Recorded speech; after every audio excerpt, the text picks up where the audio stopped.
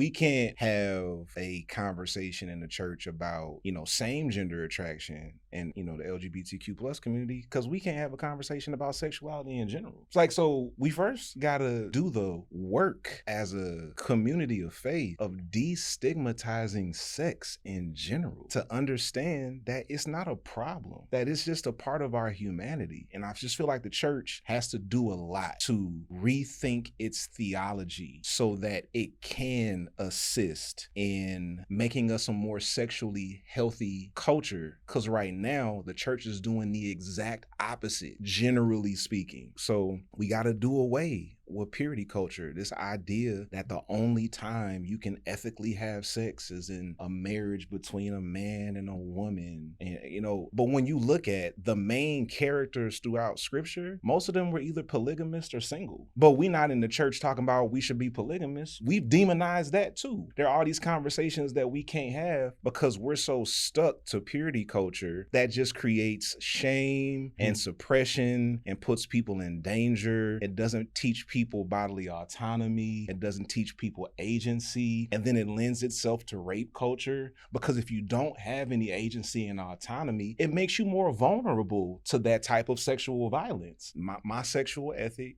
that we put into practice in our ministry goes back to what Tony was saying. It starts with consent, honesty, and mutuality. That's our sexual ethic, because I completely reimagined a sexual ethic when we started our faith community. So I don't think the church is going to lead this conversation, to be honest. Like, I'm glad to be here and be a part of it, and I hope I can continue to contribute to the conversation. But the church as a whole has a long way to go.